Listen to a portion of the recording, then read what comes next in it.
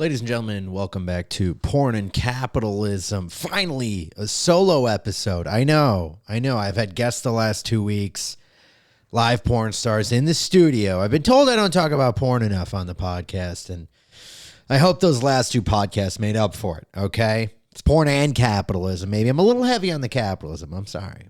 I'm a capitalist. But it was interesting actually talking to a couple porn stars, people who've worked in the industry. I talked to Monica, who is a stripper, an OnlyFans model, and has done some, porn, as you might say. And, that was interesting. And then on the other hand, we talked to a young man who wished to stay anonymous, so we'll just call him John Doe. But he gave us the male side of being a porn star. And you can go back and listen to that one. I tried to do some audio work to make it sound a little more, anonymous, but sometimes you can only do so much. But we talked, and, he has a lot of experience in bukkake scenes, group gangbang type scenes. And, that was just interesting because I've never, ever been in something like that personally. I've watched tons of that personally. But to get the firsthand account, for me, I found that I just found it real interesting to hear Mr. John Doe talk about that. And then obviously, from the female side, when you run an OnlyFans, I feel like it would just be weird to have people send you requests sexually. Maybe it wouldn't, but I'm listening to her talk. I'm like, what are some of the weirdest requests you've ever gotten? And they're like, put your foot in your pussy. Take a bath and then piss in it and then bathe again. And I'm like, gee, people are into all kinds of weird stuff. I think that's mostly what I've learned from those two interviews personally. Because when I was talking to the male porn star, he talked about when your dick touches another dude's dick in a bukkake scene. I'm like, what the fuck does that feel like? And he's like, well, it's not gay. I'm like, okay. What does it feel like, though? And he's like, you're so focused on doing the job. I'm like, dude, I didn't even think about it as a job, bro. This is a job for a lot of people. Pornography is a job. This is what they do, all right? They go to work. It's just interesting, man. Interesting to hear that. Interesting to chop it up with some fucking porn people. You know what I'm saying? So hopefully you enjoyed that. If you didn't, I don't give a fuck. This isn't about you, okay? It's about me and what I want to fucking talk about, all right? I'm glad to be back doing it solo. I'll have, guests down the line and all that fancy stuff. Actually, those weren't even the first guest. The first guest, I believe, on the podcast ever was Genevieve, my girlfriend. There you go. On a porn podcast, who, by the way, is going to be, producing and hosting her very own show at Creek in the Cave in Austin. If you want to come out and see that, Sunday, April 11th, Darius Bennett of the Comedy Store will be headlining that show. I'm helping co-produce it as well. I'm not trying to give myself credit, but shout out to Genevieve. She's killing it down there. And we're moving down to Austin. We're going down there next week, actually. We'll be heading down there. But before we do that, another quick shameless plug. Got my shirt on too. Gushers, baby. Come to Gushers. If you're in Ardmore, Oklahoma, or anywhere in Oklahoma, or in Dallas, fuck it. If you want to take the trip out, get a room at the WinStar Casino. Tuesday, March 30th at Gushers Lounge in Ardmore, Oklahoma. It's myself, Genevieve, the legendary Philip Garcia, and Justin Asamacher, as always. The reason I say the legendary Philip Garcia, because he went down to Kill Tony with us on Monday, and he absolutely destroyed, all right? He got up and he murdered, got called back, just did a show, I guess, last night, secret show, got called back for that, got called back for Tony Hinchcliffe and Friends, and I think he's going to be on another Kill Tony coming up. So he absolutely won the lottery. He murdered it, and he was down doing that show yesterday in Austin, but he'll be there with us at the Gushers Lounge, legendary Gushers Lounge in Ardmore, Oklahoma. Should be a fun show. I'm excited. I've been to Oklahoma a lot recently, but I have not been to Gushers since, I believe, November. So I'm excited to get back there. Fun place. Very fun place. And while we're on the topic of fun, while we're on the subject of having a good time, you can't tell me you didn't have a good time watching Joe Biden fall. Because if you didn't have a good time watching Joe Biden fall down the stairs, I don't think you have a good sense of humor. Because the funniest shit that can happen is somebody falling. on ice, a fat person, whatever. If you fall, it's hilarious. And it's not even just that he fell walking up the stairs. It's that he fell 3 times. And you're just like, dude, you fucking, whoa, get it together. I get it. You're the president. You want to rush up the stairs. But it's just funny, okay? You know, people talk about, oh, he has dementia. So what? Who cares? Who gives a shit, honestly? You think he's running? It's the deep state. If you're one of these people who thought the deep state was running shit when Trump was in office, they're still running it with Biden. Like, he's not doing anything. Who cares? He has dementia. So what? Give him the keys. Let him drive his Corvette around. Who cares? Seriously. Everybody who's bitching about the president having dementia, get over it. He has dementia, okay? You know what he's doing about it? Forgetting about it. You should too, okay? Forget about it. Forget about it, okay? But everybody just wants to talk about it. But the falling down the stairs was actually funny. So I just want people to know where I stand on the fall, all right? I thought it was hilarious. If you didn't, you're a bitch. It's one of those times I feel like in American history where we just don't care anymore. You know, it's so stressful. Whether you like Trump or not, it was just stressful every day. We're getting over the pandemic. Everyone's getting the vaccine. We're fucking done. We made it. Can we just go back to watching Star Wars? Because that's all I've been doing. All right? Just watching Star Wars. Old ones, new ones, doesn't matter. They're all on Disney Plus. Let's just all go back to watching Disney Plus because I think that's really what we need to be doing. That's what we need to be doing, right? I think we all know that. Just chilling. Being Americans. Turning your guns in for cash. You know, that kind of fun stuff. Let's just get back to it. Seriously, I think that's what we need to do. I think everybody's sick and tired. They don't want to talk about Biden. They don't even want to talk about Kamala Harris. Nobody cares.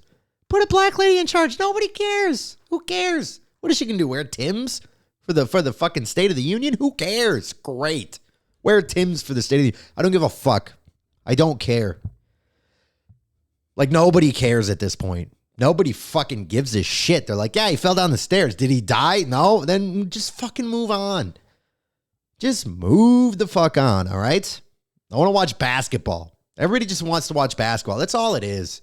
It was a year ago that coronavirus, China virus, it was a year ago that China virus stole the NCAA tournament from sports fans, from Americans, really. March Madness is a time when the whole country gets together and stops working. The whole country stops working. Okay? Kind of like COVID, but better because there was basketball in the bracket, you know? So for an entire month, basically, 3 weeks essentially, the entire country just takes it off, stops giving a shit, and just watches basketball. That's all we want to do. That's all I've been doing. I've been watching basketball and I've been watching Star Wars. I have been doing comedy. I have not been giving a fuck about politics, dudes. Georgia passed some, there's voter disenfranchisement or it's no voter verification. Stop voting. Everybody, just stop. If nobody votes, nobody gets elected. No more government. That's how you do it. Just stop voting, dude. Like, if nobody voted ever, I mean, that would be amazing. Would it not be amazing if no one ever voted again? I think that would be cool. I don't know. We can just sit at home and we can order food. I just got some barbecue. Are you kidding? America's back. I went into a fucking barbecue place in Texas without a mask and got barbecue. I spent $50 on barbecue. That's America, baby. It was good too. Rudy's Barbecue. Shout out, by the way. It's just, I think a lot of people find it hard to give a fuck nowadays. And I don't know when that's going to come back. Why should it? Was it better when we cared? Like, we just had 4 years of really caring. A lot of people thought they cared. QAnon people thought they cared. Fucking anti-Trump people thought they cared. Like, a lot more people than normal thought they gave a shit. And now we're just like, dude, just shoot some fucking juice in my goddamn arm. Okay? Give me my Krispy Kreme and let me watch basketball. Please. That's all I want to do. Give me my Krispy Kreme. Let me watch basketball. And, you know, I think it's good. I think it's finally time that we settle into the idiocracy lifestyle that we really all want to live. We all just want to sit on the couch, get fat, eating Krispy Kreme and brisket, and watching sports. Some of you might be like, that doesn't sound very fulfilling. No, but it is very filling. And to me, that's half the battle of fulfillment, is being full. Okay? Full of shit, full of brisket. Who cares? I don't give a shit. That being said, I am moving to Austin to help my search for fulfillment, moving to Austin, Texas, for fulfillment, to try and, take it to the next level. And Genevieve has been killing it down there. Everyone loves her. I love her, but I loved her first. Everyone else loves her now too, which is great. I'm really happy. She's getting booked. Like I said, she's got a show April 3rd as well. I'm just plugging my girlfriend's dates at this point. But April 11th, okay? Come on down to Creek in the Cave. It's going to be a fun show. Austin is, it's an interesting place. Every time I go down there, it looks like LA minus about 3 million people. I don't know. I don't know what the population in Austin is. I guess we could find that out. Population. What are we rocking at in Austin? Austin. It just give me, how fucking hard is it to just give me the fucking information? 512? Is that what it says? Austin, Texas has 512,000 people. Okay. Here it's saying closer to 1 million. State capital city, 700. Okay, this is estimating about 1 million. The metro area has 2 million. Okay. Austin Metro has 2 million. Now let's look up Los Angeles. Los Angeles, the city of angels, has, in the city alone, 3 million people. In the metro, 13 million people. So yeah, minus about 10 million people out of LA, and you have Austin. It's kind of nice. It's kind of nice not having that many people around. I don't know. All these people are like, I want to grow up and go to the big city. I want to go to New York. I want to go to Chicago. I want to go to LA. Why? I've been to cities. I understand cities. Why do you want to live there? That's where the action is. Okay. And then when it's not during COVID, why do you want to live there? Because it's the city. Oh my God. Fuck that. What are you going to pay $1,500 for a fucking studio closet? Why? Why do that? Why? Take that money, get yourself a nice place in Austin, and fucking go from there, or Dallas, or Denver, or whatever. Just this obsession with these fucking overpopulated cities, man. I don't understand it. I really don't. That's why, like I said, I'm excited to go to Austin, but I'm really just excited that people are wising up to, what New York and LA and London and, those type cities, these, historically posh and proper and dope cities that are now just kind of like overrun and overpriced and they're just for people who do cocaine. If you do cocaine, you can do it in Austin. There's tons of people doing it in Austin.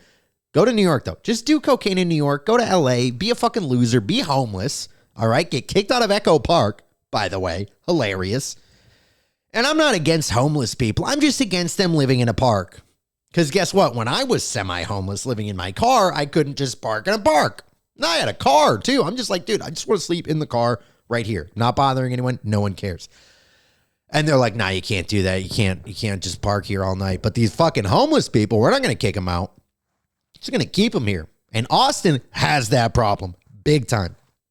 Fucking homeless people everywhere. Fucking everywhere. And they do shit that homeless people didn't do quite as much. They walk up to you and be like, can you spare like $3? And you're like, no. Can you spare like any money? No. Do you have any water? No. I don't have supplies for you. Why do I have to have your supplies? It doesn't make any fucking sense to me. Homeless people got a fucking attitude in Austin, all right? I don't like it. I don't like it. Back the fuck off. You can beat the fuck out of a homeless person. I'm pretty sure. I don't know what the law is, but you can't assault a homeless person, right? Is that a thing? Can you assault a homeless person? You assault a homeless person. Like what is that? That's a psycho thing to search, by the way, but what right? People also ask, what rights does a homeless person have? The right to use public spaces without fear of discrimination or harassment by law enforcement. Really? Right to vote. Nah. Right to feel safe. You're fucking homeless. Right to privacy of property in public space. You're homeless. What do you own? The right to non-obstructively seek shelter, social services, legal aid, and education. But I can't fucking... There's a homeless Bill of Rights. Did you know that? The Homeless Bill of Rights. Also, Homeless Persons Bill of Rights and Acts of Living Bill. First, a legislation protecting the civil and human rights of homeless people. Ain't that nice? Isn't that nice? They have equal rights to medical care, free speech. We give these fucking people free speech. I'm a free speech advocate, but not for homeless people. We get rid of a lot of people at the open mic too. Homeless people, you can't say whatever you want. All you can say is, please help find me a job. That's all. That's all you get to say if you're homeless. They have free movement, voting, opportunities for employment. Yeah, they have that, but they don't fucking use it because they're homeless. And privacy. Again, this is hilarious.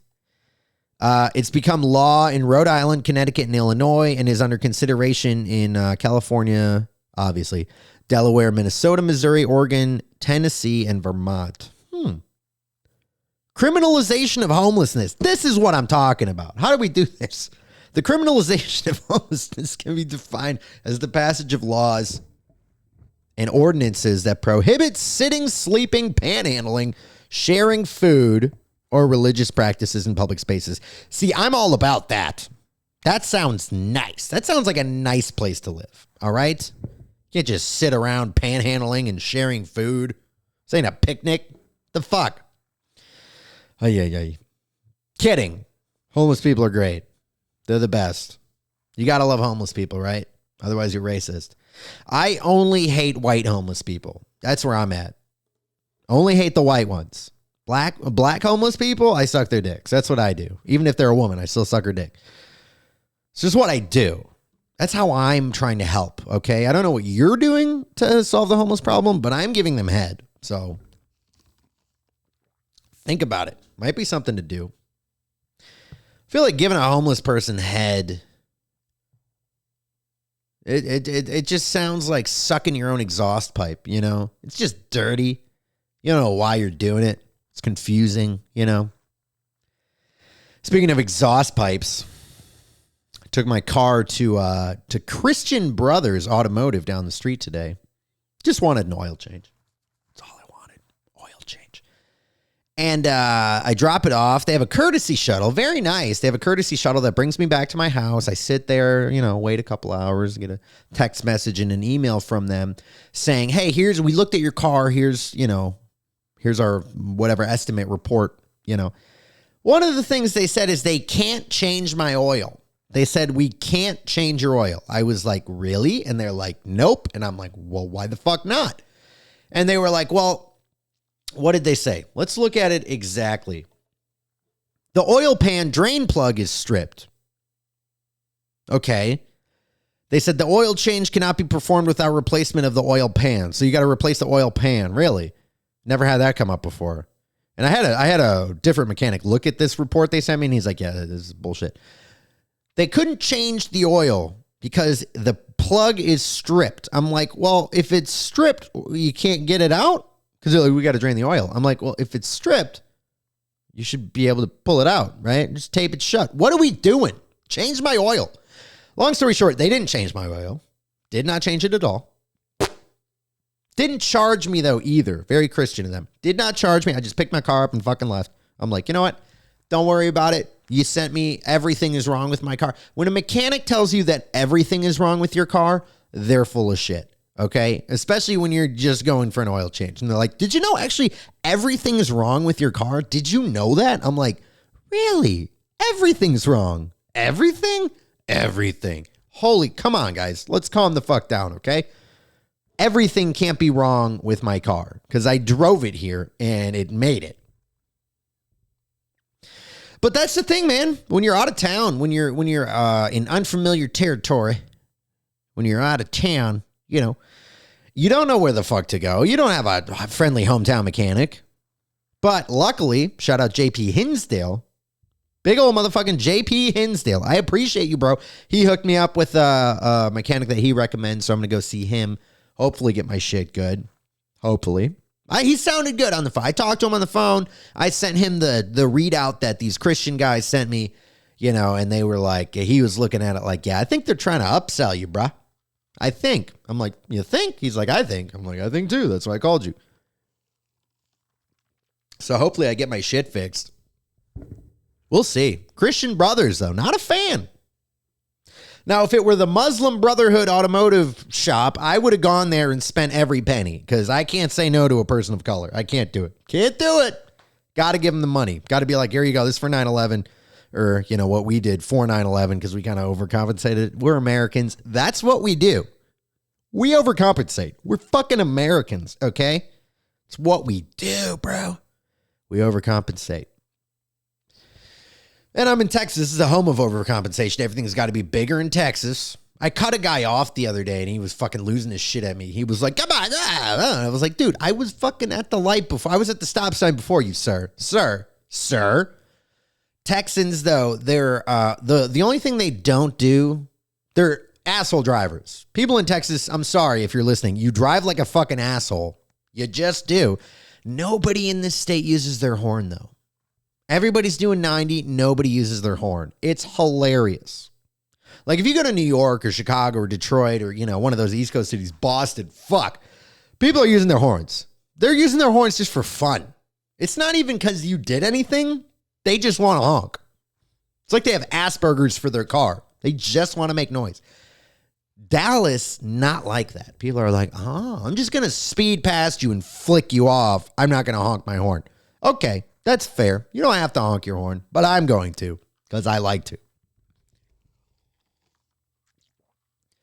There's the one thing that surprised me about LA was obviously everyone knows traffic in LA sucks, but you get to use the horn there a little bit. You get to use the horn. It's fun. I was just listening to a little bit of Candace Owens, my daily digest of Candace Owens. And, she was talking about how, when she was young, she had gone through a traumatic experience and she was just a kid, right? And she was like, we're just kids. We're just kids. We didn't know what we were doing, right? If you don't know, she went through some harassment, racial harassment, and she talks about how, like, it got blown out of proportion by the news and how, looking back on it, she's like, look, we were adolescents. We were being stupid. Like, what the fuck? And it's interesting because liberals are so keen to let young people, like young people, like 16-year-olds be adults. Like they want them to vote, right? And, they want them to change their genders and stuff like that. And I'm thinking about it from Candace Owens' perspective, where she's talking about like, look, we were kids. And I'm like, yeah, if I were voting at 16, what? I voted at 19, and I'll be honest, I didn't know what the fuck I was doing. I voted for Mitt Romney. Right? Exactly. If I were 16 and I were voting, like, what kind of dumb decisions are you going to make? Like, what are you going to vote for that in 15, 20 years you're going to be like, why'd they let me vote at 16? Now, luckily, if you have 16-year-olds have the right to vote, most of them aren't going to vote. Let's be honest. The people 18 to 24 are the least likely to vote. Why would 16-year-olds have way higher voting than, 24-year-olds? Maybe it's because they do it at schools. Maybe they would let them vote at the school. Maybe, perhaps, I don't know. I don't know this legislation. I don't pay attention. Remember, I stopped caring. I saw Biden fall up the stairs, and I was like, I'm done. I don't care. Nobody cares anymore. But it is funny to think about a 16-year-old going in the voting booth and just voting based on like the dumbest shit. Like, I don't like the way that this candidate ran a hate ad against this candidate, so I'm going to vote this way. That's my impression of a young Asian boy. That's how they talk. A 16-year-old Asian boy right there. Now, speaking of Asians, and this is an anti-Asian hate podcast. I love Asians. I think they're the best. Number one. Hands down. We all know that. Most people, best cars, most money. Yeah. Number one. Asians are the best. The best. All right. And there was this shooting. There have been two shootings, right? Two shootings recently. One of them, by a white guy, shot up some Asians. The other one, they said was a white guy, but it wasn't a white guy. It was actually an Arabic guy who shot up some people in Boulder. I don't even know. No, they didn't report what race he shot up, right? They just reported that Asians got shot at the other one. And look, I'll be honest, man. I'm sure the Asian guy, the Asian guy. Yeah, the Asian guy, the Syrian guy, technically Asian, right? Kidding. The guy who shot up the Asian salon store probably just got ripped off on a manicure. Let's be honest. He probably just got ripped off on a manicure. He probably went in for a rub and tug and didn't get the tug of the rub. And that's the rub, right? There's the rub. Whatever Shakespeare says, I don't know. Obviously, I'm kidding. He was clearly just, having a bad day. Just had a bad day, so you shot up a salon, and then you got arrested, and they said you hate Asians, and you had a bad day. Well, you had a bad day.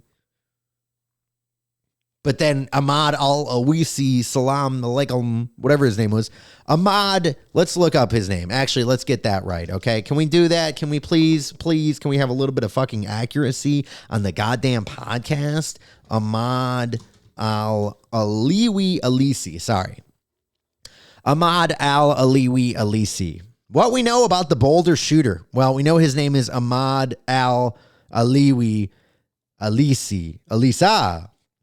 His name is Alyssa, okay? He's a transgender, okay? That's what it is. It's Alyssa, all right? Not Ahmad al-Aliwi. It's just Alyssa. And she was having a bad day, so she shot up King Supers now. 10 people are dead in Boulder, Colorado. Now you had a bad day. 21-year-old suspect who was in custody was released at a news conference.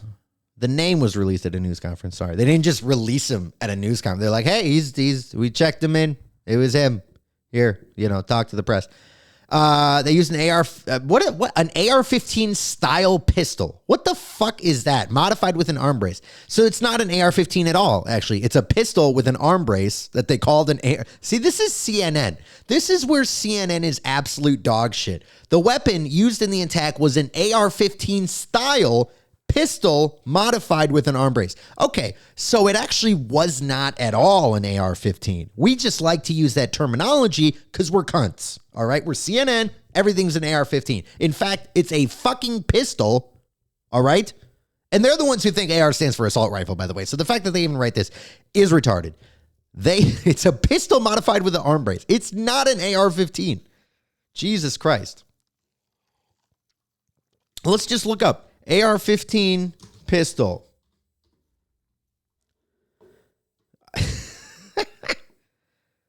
It's oh my God. So it's not an AR-15. It's a different fucking weapon. Yeah. It's not here we go. AR-15 pistol.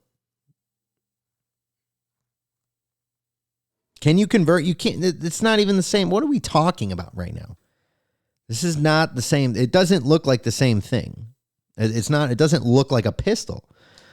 Maybe I'm just an idiot. Maybe. I don't know. Here, let's take a look at what this looks like. All right, here we go. Springfield St. Victor 5.56 millimeter AR-15 pistol. Okay. $1,200. Good thing you got that stimulus check then, right? $1,300 right on the dot. Okay, maybe there are AR-15 style, whatever. Who cares? Fuck CNN anyway. They do make them. Okay, AR-15 pistol. Okay, they look sweet, by the way. I'm not gonna lie, they look fucking cool. Yeah. Okay, CNN was right. Oh, good for you, CNN. It was an AR-15 style pistol. I know I got mad, but this guy's also white. I'm supposed to believe that.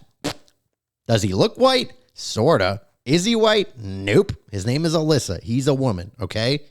It's what it is. What is he? Wearing tactical or armor? He had a tactical vest. Okay, here we go. It's an AR-556 pistol modified with an arm brace and was also carrying a 9mm handgun. Okay, so that's what he used. They say, so it looked like an AR-15, but it was an AR-556 pistol. That's what we're talking about. Okay. Just so we know, just for the gun enthusiasts, so they know that I'm not full of shit, even though I am. Here we go. Further down the article, up top is where they hit you with the black AR-15. Like in the second paragraph, they hit you with AR-15. But then if you scroll all the way down, you actually realize it's not an AR, it's an AR-556 pistol. A Ruger AR-556. It's a different gun. It's not an AR-15. It's different, but, you know, whatever. They like the tags, dude. They dig the tags. And I get it. If you're trying to be shocking, you got to have the tags. You do. I get it. It's okay. You're trying to sell clicks. You're trying to do it. I get it, CNN. You got to be Click News Network. That's what they are. The Click News Network. Brother says he believes suspect was paranoid. You think? He was running around with a fucking bulletproof vest. You know who doesn't do that? Not people paranoid. Non-paranoid people. People who aren't scared don't wear those. Okay, that's what it is. Woo. Getting heated. While we're heated, let's go to this week's porn star of the podcast. It is none other than the amazing Sarai Minx. Give it up for Sarai Minx. I apologize. Sarai Minx. Sarai Minx. Not a ton of details on here, but I will give you what I can find. Her Instagram is instagram.com/theblackgirlnextdoor. Her bio is described as Black American, 26, 120 pounds, 34 double D, 25, 36. Many tattoos, weed smoker, and a social drinker. She likes the hashtag antisocial socialite. What's up? She's from Miami. She is bisexual. Her eyes are gray. And she's gay. No. Eyes are gray. Her hair is described as wild. She has 10 plus tattoos, athletic build. Just a smoke show. You know, just a smoke show. And like I said, they don't have a description for her. She's a Cancer. She is a Cancer. Cancer to your cock, if you know what I'm talking about. She is a Cancer. Born in what month? Doesn't say. And I don't know what month Cancers are. Here it says she was born in Virginia but raised in Miami. She is currently ranked number 953 on Pornhub, 4.2 million video views, and 14.5 thousand subscribers. She does have the website Sarai, Sarai, Minx, Minx, 305.com. You can go on there.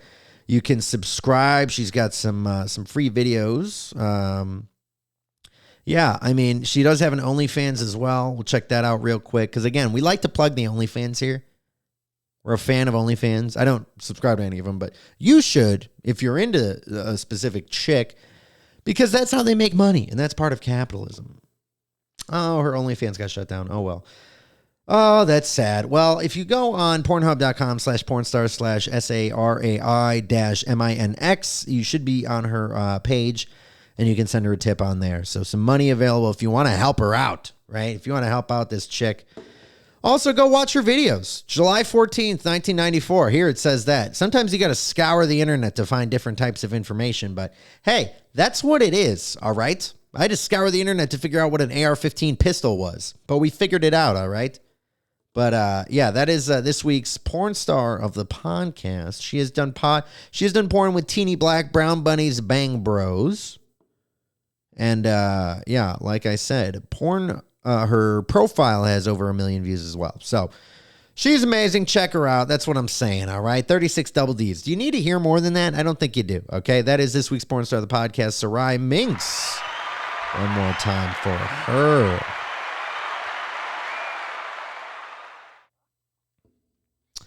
I was talking earlier. I was talking to my girlfriend. We were talking about Cardi B versus Candace Owens. Now, these are both very prominent black women in today's world on very opposite sides of the world.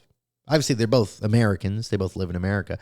But both of them sort of have different fan bases. Let's just say that. I know I was talking about Candace Owens a little bit earlier, but her fan base is pretty conservative. And, Cardi B's is a little bit more... Do you want to say liberal? You could say liberal.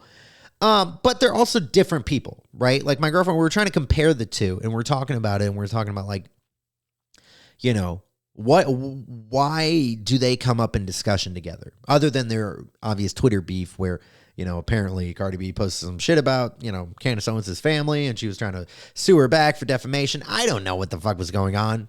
Who knows?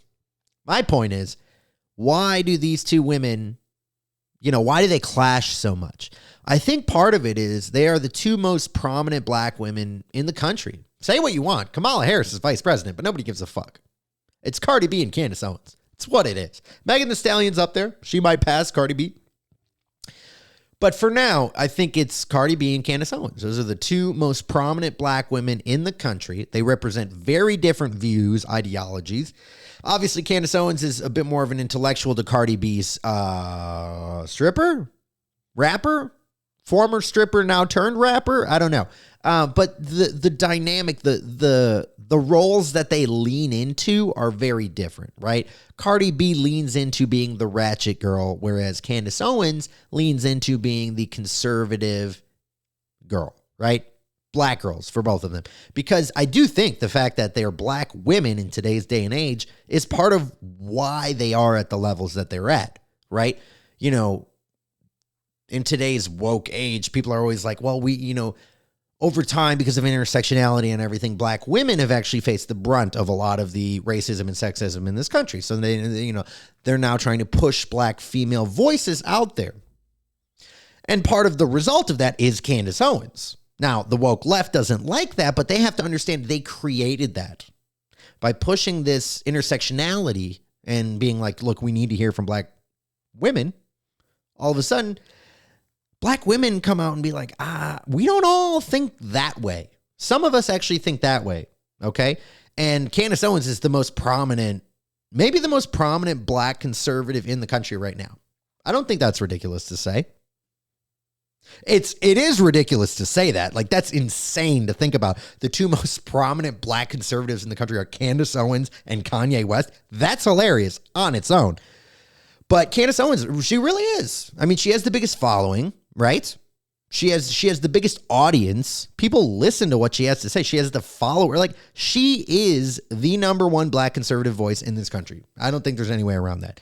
And then on the flip side of it, when you want to talk about the most powerful, maybe not most powerful, because that would be Oprah, most powerful black woman in Hollywood, but in terms of the most like prominent black woman in Hollywood right now, it's got to be Cardi B, right? In entertainment. I don't know if she lives in LA. I'm sure she has a house in LA, and I'm sure she has a bigger pool than Ye. And look, Ye's pool is nice. Hers is just bigger is what I'm saying. That's a Drake line for those of you who don't know. Trying to prove I'm hip, bro. Old song, though. But the woke cry for intersectionality to lift black female voices created Candace Owens. It really did. And now they have to deal with it because they try to dismiss her, because they don't like what she has to say. But they're stuck in this paradigm of, you can't just all out cancel her because she's a black woman. What are you going to contribute to the erasure of a black woman? Are you going to do that? Right? Call the bluff. But at the same time, Candace Owens has to understand that she is also benefiting from that wokeism that she fights against. She does make a lot of good points. She is very well spoken. Those are two big parts. If you want to be big in the conservative movement, those are two of the biggest things you have to be able to do. You have to be able to speak intelligently. Nobody likes a dumb conservative. That's the thing. Nobody likes a dumb liberal. You'll be like, oh, well, we just all hang out and have friends and have healthcare, man. Like, that doesn't sound as bad as the dumb conservative who's like, oh, goddamn, man, I'm going to take my guns and shit. Like, that doesn't fly. You need to be, obviously, you always want to sound educated if you're going to get on TV and do interviews and be political. But on the conservative end, I think it's a little bit more important to do that. So she does that, right? She does that very well. And she's very smart, right? A lot of people might say she's not, or she just regurgitates points, which she does do. She does regurgitate points, but the way she does it is in a way that's methodical. It's on point. She doesn't I mean, other than that Joe Rogan clip where she's talking about climate change, but even in that, when you watch it, she's like, look, climate change is not a thing that I think about a lot. That's not her number one policy priority. So she was like, you can push me on the issue. But I don't know much about it. I don't care much about it. That's the only time she really kind of, visibly was like, look, I don't know what the fuck I'm talking about. But she stated that as well. Everything else, though, she has an opinion. It's well thought out. Whether or not it's hers, that's up to you to decide. But she spits it out perfectly, just like Cardi B. Are those her lines? Does she have a ghostwriter? Maybe she does. Drake does. Why wouldn't Cardi B, right? But she, for what you want to say about rappers who use ghostwriters, and I am not a fan of ghostwriters. I'm not a fan of using ghostwriters. I want to hear what you've thought of, okay? Still, the ability to spit those bars, impressive, right? The ability of Candace Owens to spit those political bars is impressive. Whether or not you think it's her original thoughts, that doesn't matter to me, because what she does, she is a talking head. Cardi B is a rapper. Did she write the song? Did she not? Who cares? I'm not going to listen to it, but who cares? Just like I don't listen to everything Candace Owens has to say. She's interesting. I like her. She's different. Big things. Just like Cardi B, different for rap, right? A whole different, not like there was never a black conservative before Candace Owens or a black female conservative, or never a black female rapper before Cardi B, right? But the way they do it was just at another level. They took it to another level. So that was just an interesting discussion I had earlier with my girlfriend, and I was thinking about, why those two in particular get so much attention. And it is because, they're good at what they do. They are good at, Cardi B is good at causing controversy and being that antics rapper, kind of like Eminem was. Slim Shady. She's very Slim Shady-esque if you think about it. Minus the rap skills. Again, not at the same level, but in terms of antics, right? 6ix9ine does the same thing, antics.